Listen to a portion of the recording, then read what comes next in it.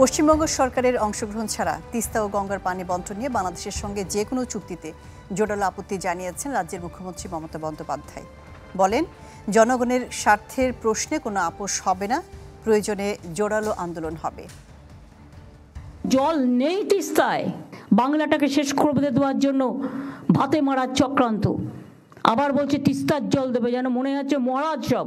একতরফা কোনো সিদ্ধান্ত নেওয়া হয় তাহলে কিন্তু বাংলা জুড়ে আন্দোলন চলবে, দেশ জুড়ে চলবে। আমি বন্ধুত্ব করতে চাই, কিন্তু বাংলাকে বিক্রি করে দেওয়ার স্বার্থে নয়। নগদের কাছে সব গ্রাহকই প্রিয়, তাই তো সারা দেশে ক্যাশ আউট চার্জ সবচেয়ে কম। এ বিষয়ে বিস্তারিত জানাতে কলকাতা থেকে আমাদের সাথে যুক্ত হচ্ছেন সহকর্মী শুভজিৎ পূততুণ্ড। শুভজিৎ পূততুণ্ড, মমতা বন্দ্যোপাধ্যায় যেমনটি বলছিলেন যে পশ্চিমবঙ্গ সরকারের অংশগ্রহণ ছাড়া তিস্তা এবং গঙ্গার পানি বণ্টন নিয়ে বাংলাদেশের সাথে তাদের আপত্তি রয়েছে, নিশ্চয়ই এর পিছনে তার নিজস্ব কোনো যুক্তি রয়েছে। তো এই বিষয়ে আপনি যদি আমাদের বিস্তারিত জানাতেন।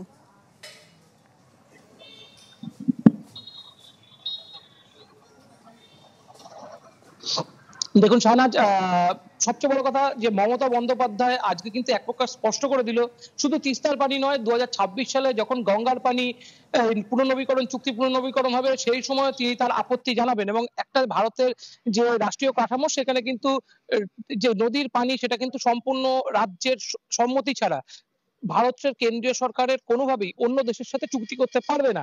এবং এমন পরিস্থিতি যেখানে সামনে এসেছে, সেখানে মমতা বন্দ্যোপাধ্যায়ের যে বিরোধিতা সেটা কিন্তু স্পষ্টত সামনে আসবে। এবং তিস্তা চুক্তির পরে গঙ্গা চুক্তির যে এই মুহূর্তে যে চুক্তি রয়েছে বাংলাদেশের সাথে, যে চুক্তির আন্ডারে বাংলাদেশ সরকার 1996 সাল থেকে গঙ্গার পানি পেয়ে আসছে, সেই চুক্তি কিন্তু পুনর্নবীকরণ হবে না। এটা কিন্তু এখন থেকেই কার্যত বলে দেওয়া যায়, কারণ মমতা বন্দ্যোপাধ্যায় স্পষ্ট বলেছেন যেভাবে গঙ্গা নদীর ফারাক্কা বাঁধের কারণে পলি পড়ছে, পলি জমেছে, সেখানে কিন্তু যে গঙ্গার পানি ধারণ ক্ষমতা, ফারাক্কার পানি ধারণ ক্ষমতা অনেকটাই কমে গিয়েছে।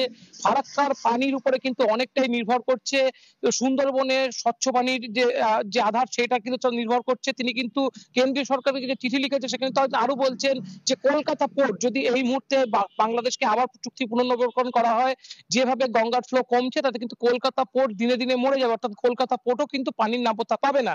এই সব জিনিসই কিন্তু একদম মুখ্যমন্ত্রী মমতা বন্দ্যোপাধ্যায় যেরকম ফারাক্কা চুক্তির ক্ষেত্রে তিনি উল্লেখ করেছেন, পাশাপাশি তিনি আরো বলেছেন যে এই চুক্তির ক্ষেত্রে প্রথম থেকে আমরাও বলে আসছিলাম যে তিনটে বলা হচ্ছে ত্রিপাক্ষিক চুক্তি, যেখানে বলা হচ্ছে ভারতের কেন্দ্রীয় সরকার, বাংলাদেশ সরকার এবং পশ্চিমবঙ্গ সরকার তিনজনকে এক টেবিলে এসে এই চুক্তি সম্পাদন করতে হবে, তিস্তা চুক্তি।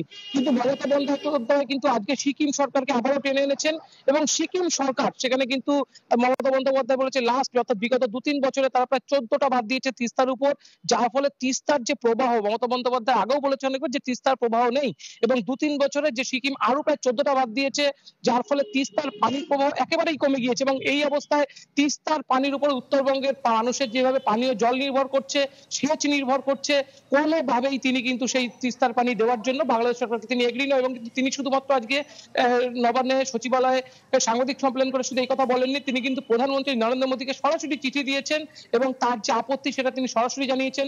তাকে অগ্রাহ্য করে যেভাবে প্রধানমন্ত্রী শেখ হাসিনার সাথে নরেন্দ্র মোদী দুটো নদীর চুক্তি নিয়ে কথা বলেছেন, সেক্ষেত্রেও তার যে আপত্তি রয়েছে তিনি কিন্তু বলেছেন, এবং তিনি বলছেন এটা অসাংবিধানিক, এটা করা যায় না।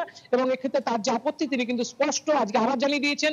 এবং এটা কিন্তু স্পষ্ট যে শুধু তিস্তা চুক্তি নয়, আজকের পরে গঙ্গার পানি চুক্তি সেটাও কিন্তু একেবারে বিষবাও জলে পড়লো। জি, আরেকটি বিষয় জানতে চাচ্ছিলাম যে ভাটির দেশ হিসেবে গঙ্গার পানি বণ্টন নিয়ে আসলে যে রাজনৈতিক কথাবার্তা বলা হচ্ছে সেটা কতটা যৌক্তিক?